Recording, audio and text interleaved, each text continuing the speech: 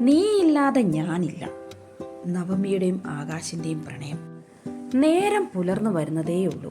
വെളിച്ചം ഇപ്പോഴും വീണിട്ടില്ല. വീടിന്റെ മുന്നിലെ മണ്ണിപ്പോഴും രാത്രിയിൽ ഈർപ്പം സൂക്ഷിച്ചു വെച്ചിരിക്കുകയാണ്. നവമി മോളെ, എഴുന്നേൽക്ക്.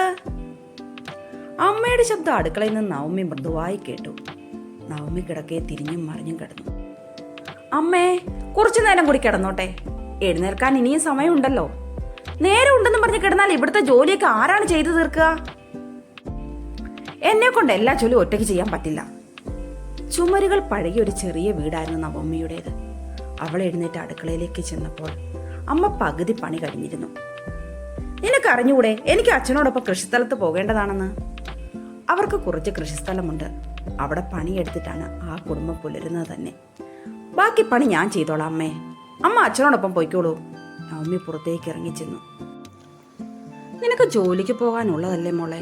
പെട്ടെന്ന് പണി തീർത്തിട്ട് നീയും റെഡി ആയിക്കോ. രാവിലെ ബസ് സ്റ്റോപ്പിൽ നല്ല തിരക്കായിരുന്നു. റോഡിൽ ആളുകളുടെ നല്ല തിരക്ക്. നവമി ബസ് സ്റ്റോപ്പിൽ നിൽക്കുമ്പോൾ അവളുടെ മനസ്സ് വളരെ ശൂന്യമായിരുന്നു. എല്ലാ ദിവസവും ഒരേപോലെ, ഒരു മാറ്റവും ഇല്ല. അവൾ മനസ്സിൽ ചിന്തിച്ചു. അപ്പോഴേക്കും ബസ്സിങ് എത്തി. കയറ് കയറ്. കണ്ടക്ടർ ധൃതി പിടിച്ചു. അവൾ ബസ്സിൽ കയറി. ഒരു സൈഡ് സീറ്റ് തന്നെ ഇരുന്നു. പുറത്തേക്ക് നോക്കുമ്പോൾ പച്ചപ്പുകൾ, വഴികൾ, ആളുകൾ. അവളുടെ മനസ്സ് മാത്രം എവിടെയോ അകന്നു പോയിരുന്നു. നഗരത്തിന്റെ മധ്യത്തിലുള്ള വലിയൊരു ബിൽഡിങ്ങിലാണ് അവൾ ജോലി ചെയ്യുന്ന കമ്പനി. നവമി വന്നു കയറിയ ഉടനെ മാനേജർ ചോദിച്ചു, നവമി ഇന്നലെ ഏൽപ്പിച്ച ഫയൽ റെഡിയായോ? ഇല്ല സാർ, കുറച്ച് ജോലി കൂടി ബാക്കിയുണ്ട്. ശരി, പെട്ടെന്ന് തന്നെ റെഡിയാക്കണം. ക്ലയൻസ് വെയിറ്റ് ചെയ്യാണ്. ശരി സാർ, ഇന്ന് തന്നെ റെഡിയാക്കി തന്നേക്കാം. ജോലി ചെയ്യുമ്പോഴും അവളുടെ മനസ്സ് ശാന്തമല്ലായിരുന്നു. ഉച്ചയോടെ ഓഫീസിന് പുറത്തൊരു കാറ് കൊണ്ട് നിർത്തി. അതിൽ നിന്നും കമ്പനി ഉടമയുടെ മകൻ ഇറങ്ങി. അയാൾ ഓഫീസിന്റെ വാതിൽ തുറന്ന് അകത്തേക്ക് കടന്നു വന്നപ്പോൾ എല്ലാവരും എഴുന്നേറ്റ് അയാളെ വിഷ് ചെയ്തു. നല്ല ഉയരം, മുഖത്തെ ആത്മവിശ്വാസം. നവമിയെ എഴുന്നേറ്റ് അയാളെ വിഷ് ചെയ്തു. നവമിയെ കണ്ടപ്പോൾ ആകാശിന്റെ ഉള്ളിൽ എന്തോ ഒരു ചലനം ഫീൽ ചെയ്തു. ആകാശ് പോയി കഴിഞ്ഞപ്പോൾ സഹപ്രവർത്തകർ അവളോട് പറഞ്ഞു, കമ്പനി മുതലാളിയുടെ ഒരേ ഒരു മകനാണ്. വിദേശത്തായിരുന്നു പഠനം. ഇപ്പോൾ നാട്ടിൽ വന്നതാണ്. ആകാശ് മാനേജരോടൊപ്പം നടക്കുമ്പോൾ ചോദിച്ചു, ഇവിടെ പുതിയ സ്റ്റാഫ് ഉണ്ടോ? ഉണ്ട് സാർ, കുറച്ചു മാസം മുമ്പ് കുറെ പേർ ജോയിൻ ചെയ്തിരുന്നു. പിറ്റേ ദിവസം ജോലിക്ക് പോകുന്നതിനായി റെഡിയാകുന്നതിന് വേണ്ടി കണ്ണാടിക്ക് മുമ്പിൽ എത്ര നേരം നിന്നിട്ടും അവളുടെ മനസ്സിൽ തൃപ്തിയാകുന്നില്ലായിരുന്നു. ആകാശിന്റെ ആ നോട്ടം ചെറിയ തോതിലെങ്കിലും അവളുടെ മനസ്സിൽ പതിഞ്ഞിട്ടുണ്ടായിരുന്നു. ഓഫീസിലെത്തിയപ്പോൾ എല്ലാം പതിവ് പോലെ. ജോലി ചെയ്യുന്നതിനിടയിൽ അവൾ വെറുതെ തലയുയർത്തി നോക്കിയപ്പോൾ മാനേജറുടെ ക്യാബിന് സമീപം ആകാശ് നിൽക്കുന്നത് കണ്ടു. അവൾ പെട്ടെന്ന് തല താഴ്ത്തി. അയ്യോ, ഞാനിങ്ങനെ നോക്കുന്നതന്നെ തെറ്റാണല്ലോ. അവൾ പെട്ടെന്ന് മനസ്സിനെ നിയന്ത്രിക്കാൻ ശ്രമിച്ചു. ഉച്ചയ്ക്ക് ഒരു ഫയലും എടുത്ത് അവൾ നടന്ന് നീങ്ങിയായിരുന്നു. അപ്പോഴാണ് ഓപ്പോസിറ്റ് നടന്നു വന്നിരുന്ന ഒരു സ്റ്റാഫിന്റെ കൈ തട്ടി അവളുടെ ഫയലെല്ലാം താഴെ വീണത്. പെട്ടെന്ന് തന്നെ ഫയലിലെ പേപ്പേഴ്സ് എല്ലാം അവൾ വാരിയെടുത്തു. ഒരു നിമിഷം അവൾക്ക് തോന്നി ആരോ അവളെ നോക്കി നിൽപ്പുണ്ടെന്ന്. ആകാശ് ഇവൾ നോക്കുന്നത് കണ്ടപ്പോൾ ഉടനെ തന്നെ തലതിരിച്ചു. നവമിയുടെ മനസ്സിൽ അപ്പോൾ ഒരു ചിന്ത വന്നു, എന്തിനാണ് അയാൾ ഇടയ്ക്കിടയ്ക്ക് എന്നെ നോക്കുന്നത്? ജോലി കഴിഞ്ഞ് എല്ലാവരും പുറത്തേക്ക് ഇറങ്ങിയായിരുന്നു. നവമി പതിവ് പോലെ ബസ് സ്റ്റോപ്പിലേക്ക് നടന്നു. ആകാശിന്റെ കാർ അടുത്തൂടെ വന്നപ്പോൾ അയാൾ ചെറുതായി അവളെ നോക്കിയൊന്ന് പുഞ്ചിരിച്ചു. അവളും ചെറുതായി ഒന്ന് പുഞ്ചിരിച്ചു.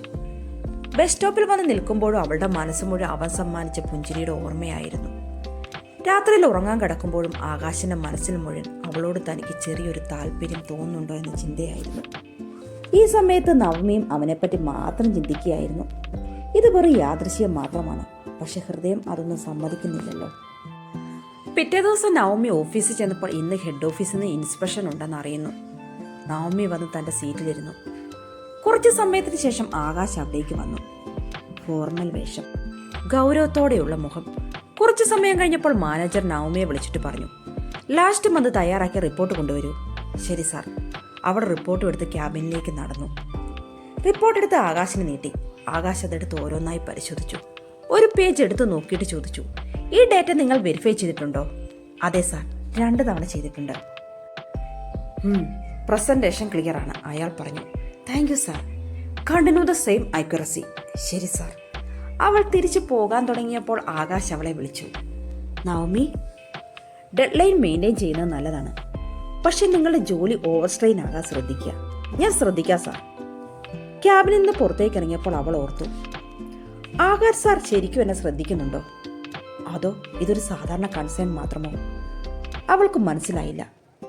പക്ഷെ അവൻ്റെ വാക്കുകൾ വീണ്ടും വീണ്ടും മനസ്സിൽ മുഴങ്ങി. വൈകുന്നേരം ജോലി കഴിഞ്ഞ് നവമി ബസ് സ്റ്റോപ്പിലേക്ക് പോവുകയായിരുന്നു. ഓഫീസിന്റെ ബാൽക്കണിയിൽ നിന്ന് അവൾ നടന്നു പോകുന്ന ആകാശ് കാണുന്നുണ്ടായിരുന്നു. അയാൾ കുറച്ചുനേരം അവളെ നോക്കി നിന്നു. എന്നാൽ ബസ് സ്റ്റോപ്പിൽ നിൽക്കുന്ന സമയം നവമി ആകാശ് പറഞ്ഞ വാക്കുകൾ ഓർത്തു. ഓവർ സ്ട്രെയിൻ ആകാൻ ശ്രദ്ധിക്കുക. അവളുടെ മുഖത്ത് ചെറിയൊരു പുഞ്ചിരി വിരിഞ്ഞു. അവർക്കിടയിൽ ചെറിയൊരു ബന്ധം ഉണ്ടായി എന്ന് അവൾ തിരിച്ചറിയുന്നുണ്ടായിരുന്നു. ഓഫീസിലെ ദിവസങ്ങൾ പതിവ് പോലെ നീങ്ങിക്കൊണ്ടിരുന്നു. അവൾ തന്റെ ജോലി മുഴുകിക്കൊണ്ടിരിക്കുകയാണെങ്കിൽ പോലും അറിയാതെ കണ്ണുകൾ ക്യാബിനിലേക്ക് നീണ്ടുപോകും. ഒരു ദിവസം രാവിലെ നവമിയെ മാനേജർ വിളിച്ചു. ന്യൂ ക്ലയന്റ് പ്രൊജക്റ്റ് ഉണ്ട്. ഡോക്യുമെന്റേഷൻ സെക്ഷൻ നീ കൈകാര്യം ചെയ്യണം. ചെയ്യാം സാർ. ക്യാബിനുള്ളിൽ മാനേജർ പ്രൊജക്ട് ഡീറ്റെയിൽസ് വിശദീകരിക്കുമ്പോൾ ആകാശ് ഫയൽ നോക്കിക്കൊണ്ടിരിക്കുകയായിരുന്നു. ഡോക്യുമെന്റേഷൻ നവമി കൈകാര്യം ചെയ്യും. ഓക്കെ, അവൻ ശാന്തമായി പറഞ്ഞു. പക്ഷെ അവന്റെ മനസ്സിൽ അവൾക്ക് ജോലിഭാരം കൂടുക എന്നൊരു പേടിയുണ്ടായിരുന്നു. അടുത്ത ദിവസങ്ങൾ നവമിക്ക് വളരെ തിരക്കേറിയതായിരുന്നു. ഫയലുകൾ, ഡേറ്റ കറക്ഷൻസ്, ഓഫീസ് സമയം കഴിയും വരെ അവൾക്ക് ജോലി ചെയ്യേണ്ടി വന്നു. ഒരു ദിവസം ഓഫീസ് ജോലി കഴിഞ്ഞ് എല്ലാവരും പോയ സമയത്ത് അവൾക്ക് ചെയ്യാനുള്ള വർക്ക് ചെയ്ത് തീർക്കുകയായിരുന്നു. അവളുടെ അരികിലേക്ക് വന്നിട്ട് ആകാശ് ചോദിച്ചു, നീ വീട്ടിൽ പോയില്ലേ? ഇല്ല സാർ, കുറച്ചുകൂടെ തീരാനുണ്ട്. ടൈം എത്രയായെന്ന് അറിയാമോ? അറിയാം സാർ, ഇപ്പോൾ കഴിയും. വർക്ക് ഇമ്പോർട്ടൻ്റ് ആണ്, ബട്ട് ഹെൽത്ത് അതിലും ഇമ്പോർട്ടൻ്റ് ആണ്. ആകാശ് കമ്പ്യൂട്ടർ സ്ക്രീനിലേക്ക് നോക്കി. ഈ സെക്ഷൻ നീ തനിച്ചാണോ ചെയ്യുന്നത്? അതെ സാർ. ടീം സപ്പോർട്ട് ഇല്ലേ? അവർക്ക് വേറെ ടാസ്ക് ഉണ്ട്. ആകാശ് ചെയർ അവളുടെ അടുത്തേക്ക് വലിച്ചിട്ടു. Show me. നവമി അല്പം ഒന്ന് മടിച്ചു. അവൾ സ്ക്രീൻ തിരിച്ചു കാണിച്ചു. അവൻ ശ്രദ്ധയോടെ നോക്കി. ഇതിൻ്റെ സ്ട്രെച്ചർ മാറ്റിയാൽ ഈസിയാകും. അവൻ പോയിന്റ്സ് പറഞ്ഞു കൊടുത്തു. ഇത് ട്രൈ ചെയ്യൂ. ആകാശ് പറഞ്ഞതുപോലെ മാറ്റം വരുത്തിയപ്പോൾ ജോലി അവൾക്ക് എളുപ്പമായി തീർന്നു. ജോലി കഴിഞ്ഞതിന് ശേഷം അവൾ പുറത്തേക്കിറങ്ങി.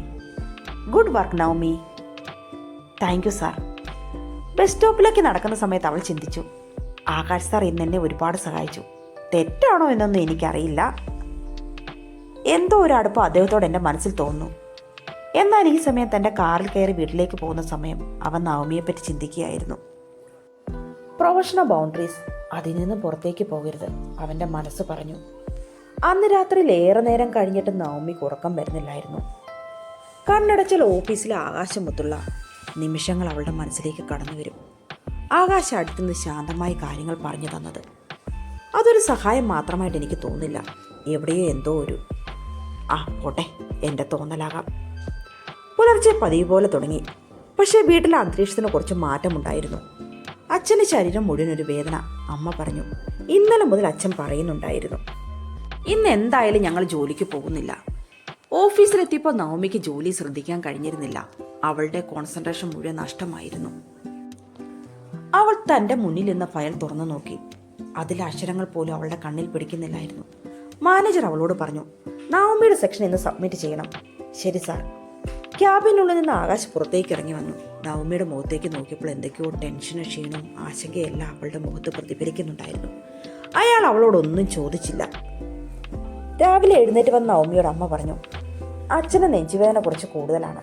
നമുക്കിന്ന് ഏതെങ്കിലും ഒരു നല്ല ഹോസ്പിറ്റലിൽ കൊണ്ടുപോകാം. അവൾ അച്ഛൻ്റെ അരികിലേക്ക് ചെന്നു. സാരമില്ല മോളെ, ഇതിപ്പോൾ അങ്ങ് മാറിക്കോളും. നമുക്ക് ഹോസ്പിറ്റലൊന്നും പോകേണ്ട. ഇത് ചെറിയൊരു വേദന അല്ല എന്ന് നവമിക്ക് അച്ഛനെ കണ്ടപ്പോൾ മനസ്സിലായി. അച്ഛനൊന്നും പറയണ്ട, പെട്ടെന്ന് റെഡിയാകെ. നമുക്ക് ഇപ്പോൾ തന്നെ ഹോസ്പിറ്റലിൽ പോകണം. അമ്മ അവളോട് ചോദിച്ചു, പൈസ നമ്മൾ എങ്ങനെ ഉണ്ടാക്കും മോളെ? അവൾക്ക് അതോർത്തിട്ട് ഒരു ടെൻഷൻ ഉണ്ടായിരുന്നു. അമ്മ അയൽപക്കത്തുള്ള വീട്ടിൽ ചെന്ന് കുറച്ച് പൈസ കടം വാങ്ങി. അതുമായി അവർ നേരെ ഹോസ്പിറ്റലിലേക്ക് ചെന്നു. ടെസ്റ്റ് കഴിഞ്ഞ ഉടനെ ഡോക്ടർ പറഞ്ഞു, ഹെയർ റിലേറ്റഡ് ഇഷ്യൂ ആണ്, ഓപ്പറേഷൻ വേണം. ബാക്കി പണം എങ്ങനെ കണ്ടെത്തുമെന്നറിയാതെ അമ്മയും നവമിയും വിഷമിച്ചു. അന്നേ ദിവസം അവൾ ജോലിക്ക് പോയില്ല. ഓഫീസിലേക്ക് വിളിച്ചു പറഞ്ഞ് ലീവ് എടുത്തു. ഇന്ന് എന്താണ് നവമി വരാത്തതെന്ന് ഓഫീസിൽ വന്ന ഉടനെ ആകാശ് അന്വേഷിച്ചു. നവമിയുടെ അച്ഛൻ ഹോസ്പിറ്റലാണെന്ന് ഓഫീസിൽ നിന്ന് അവനെ അറിയിച്ചു. ഹോസ്പിറ്റലിന് മുമ്പിലെ ചെയർ റിപ്പോർട്ടും കൈ പിടിച്ച് ഇനി എന്ത് ചെയ്യണമെന്നറിയാതെ നവമി ഇരിക്കുകയായിരുന്നു. ആവശ്യമായ പണം എങ്ങനെ കണ്ടെത്തും? അവളുടെ മനസ്സ് കലങ്ങി മറിഞ്ഞു. നവമി. ആ ശബ്ദം കേട്ട് അവൾ തല ഉയർത്തി നോക്കി. സാറെന്താ ഇവിടെ? ഓഫീസിൽ വന്നപ്പോൾ അറിഞ്ഞു നിന്റെ അച്ഛൻ സുഖമില്ലാതെ ഹോസ്പിറ്റലാണെന്ന്. എങ്ങനെയുണ്ടെന്ന് അറിയാനാണ് ഞാൻ വന്നത്. ഇപ്പോഴത്തെ സ്ഥിതി എന്താണ്? അച്ഛന് ഹെയർ പ്രോബ്ലം ആണ് സാർ. അതിനാവശ്യമുള്ള പണം നിങ്ങളുടെ കയ്യിലുണ്ടോ? അവൾ ഒരു നിമിഷം മിണ്ടിയില്ല. നവമി എന്നോടൊപ്പം വന്നോളൂ, പണം ഞാൻ അടച്ചോളാം. വേണ്ട സാർ, പണം ഞങ്ങൾ കണ്ടെത്തിക്കൊള്ളാം. ഇപ്പോൾ ആർഗ്യൂ ചെയ്യാനുള്ള സമയമല്ല. പണം നീ പിന്നീട് എനിക്ക് തന്നാൽ മതി. ഇപ്പോൾ ഞാൻ ചെയ്യുന്നത് ഒരു സഹായം മാത്രമാണ്. നീ അതോർത്ത് വിഷമിക്കണ്ട. ആ വാക്കുകൾ കേട്ട് നവമിയുടെ കണ്ണുകൾ നിറഞ്ഞു. അവന്റെ സാന്നിധ്യം അവൾക്ക് ആശ്വാസമായിരുന്നു. നവമി, നീ ഒറ്റയ്ക്കല്ല, ഞാൻ നിന്നോടൊപ്പം ഉണ്ട്. ആ വാക്കുകൾ അവളുടെ ഹൃദയത്തിൽ പതിഞ്ഞു. ആശുപത്രിയുടെ വരാന്തയിൽ രണ്ടുപേരും കുറച്ചുനേരം നിശബ്ദമായി നിന്നു. അവർക്കിടയിലെ ദൂരം മുഴുവനായി കുറഞ്ഞിരുന്നു. ഓപ്പറേഷൻ കഴിഞ്ഞതിന് ശേഷം ഡോക്ടർ പറഞ്ഞു, കണ്ടീഷൻ സ്റ്റേബിൾ ആണ്, ട്രീറ്റ്മെന്റ് തുടരണം. നവമിക്കും അമ്മയ്ക്കും സന്തോഷമായി. ഡോക്ടർ, ഇപ്പോൾ കുഴപ്പമൊന്നുമില്ലല്ലോ? ഭയപ്പെടാനൊന്നുമില്ല, നല്ല ശ്രദ്ധ വേണം. പരിശോധനയും മെഡിസിനും എല്ലാം റെഗുലറായിട്ട് നടത്തണം. ആശുപത്രിയിൽ നിന്ന് പുറത്തേക്ക് ഇറങ്ങിയപ്പോൾ നവമി ആകാശിനോട് പറഞ്ഞു, സാർ, നിങ്ങളില്ലായിരുന്നെങ്കിൽ എനിക്കെങ്ങനെ നന്ദി പറയണമെന്നറിയില്ല. ഇനി അത് പറയണ്ട, നീ സമാധാനമായിട്ടിരുന്നാൽ മതി. 2 ദിവസത്തേക്ക് ഓഫീസിലേക്ക് വരേണ്ട. ആ വാക്കിൽ ഉത്തരവാദിത്വവും കരുതലും ഉണ്ടായിരുന്നു. അതേസമയം ആകാശിന്റെ വീട്ടിൽ ഈ സംഭവങ്ങളെല്ലാം അറിയുന്നു. അച്ഛൻ അവനോട് ചോദിച്ചു, നീ ഇന്ന് ഹോസ്പിറ്റലിൽ പോയിരുന്നോ? പോയിരുന്നു. നമ്മുടെ കമ്പനിയിൽ ഒരു സ്റ്റാഫിന്റെ അച്ഛന് ഹെൽത്ത് ഇഷ്യൂ വന്നു. ഹോസ്പിറ്റലിൽ ബില്ലടച്ച നീയാണോ? അതെ. ആകാശ്, നീ ഒരു കാര്യം മനസ്സിലാക്കണം. നീ ഒരു ബിസിനസ്മാനാണ്. നിന്റെ പണം മുഴുവൻ സാമൂഹ്യ സേവനം ചെയ്യാനുള്ളതല്ല. നിനക്ക് സിമ്പതി ഉണ്ടാകാം, പക്ഷേ അതിനെ അതിരുകൾ കടക്കാൻ സമ്മതിക്കരുത്. അതുകൊണ്ട് ഇതിവിടെ അവസാനിപ്പിച്ചിരിക്കണം. ഇനിയും ഞാൻ ഇടപെടാനൊരു അവസരം ഉണ്ടാകരുത്. അച്ഛൻ്റെ സംസാരത്തിന് ശേഷം ആകാശിൻ്റെ സ്വഭാവത്തിൽ മാറ്റങ്ങൾ ഉണ്ടാകുന്നു. ആകാശ് അവളെ അധികം ശ്രദ്ധിക്കാതെയായി. പഴയതിലും കൂടുതൽ ഗൗരവം കാണിക്കാൻ തുടങ്ങി. നവമിയോട് അകലം കാണിക്കുന്നതിൽ ആകാശിന് തെല്ല് കുറ്റബോധം തോന്നി. അവൻ തീരുമാനിക്കുന്നു അവളോടുള്ള ഇഷ്ടം തുറന്നു പറയാൻ. പിറ്റേ ദിവസം അവൻ അവളെ ക്യാബിനിലേക്ക് വിളിക്കുന്നു. അവൻ്റെ അകലം അവളെ മുറിവേൽപ്പിക്കുന്നുണ്ടായിരുന്നു. അരികിൽ വന്ന ഉടനെ ആകാശ് അവളോട് ചോദിച്ചു, ഞാൻ നിന്നെ കണ്ട നിമിഷം മുതൽ എനിക്ക് നിന്നിൽ എന്തോ ഒരു പ്രത്യേകത ഫീൽ ചെയ്തിരുന്നു. ഇപ്പോൾ എനിക്ക് മനസ്സിലായി എന്ത് ഫീലാണ് എനിക്കുണ്ടായതെന്ന്. നവമി, അവൻ അവളുടെ കണ്ണുകളിലേക്ക് നോക്കി. ഞാൻ നിന്നെ സ്നേഹിക്കുന്നു. അവൾ ഒരുപാട് നാളായി കേൾക്കാൻ കാത്തിരുന്ന വാക്കുകൾ. അവളുടെ കണ്ണുകൾ നിറഞ്ഞു. നവമി, നിനക്കെന്നെ ഇഷ്ടമാണോ? അവൾക്ക് മറുത്തൊന്നും ആലോചിക്കാനില്ലായിരുന്നു. അതെ സാർ. ശരിയാണോ തെറ്റാണോ എന്നൊന്നും അറിയില്ല. താങ്കൾ എൻ്റെ ബോസാണെന്നറിയാം. ഒരു ബോസിനപ്പുറം എൻ്റെ മനസ്സിലും സാറിനൊരു സ്ഥാനം ഉണ്ടാകുന്നു. ആകാശിന് സന്തോഷമായി. ക്യാബിനുള്ളിൽ ഒരു നിശബ്ദത നിറഞ്ഞു നിന്നു. അവളുടെ കണ്ണുനീരിനുള്ളിൽ ചൂടുള്ളൊരു സന്തോഷം നിറഞ്ഞു നിന്നിരുന്നു. നവമി, ഞാൻ കാരണം നിനക്കൊരിക്കലും കരയേണ്ടി വരില്ല. എനിക്കറിയാം സാർ, നമ്മുടെ ബന്ധം എൻ്റെ വീട്ടിൽ പ്രശ്നം ഉണ്ടാക്കും. എന്നാലും ഏത് വിധേന നിന്നെ ഞാൻ നേടും.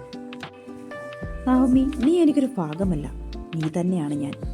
ഈ സ്നേഹം നേടാൻ വേണ്ടി അവൾക്ക് പലതും ത്യജിക്കേണ്ടി വരുമെന്ന് പിന്നീട് അവർക്ക് മനസ്സിലാകുന്നു.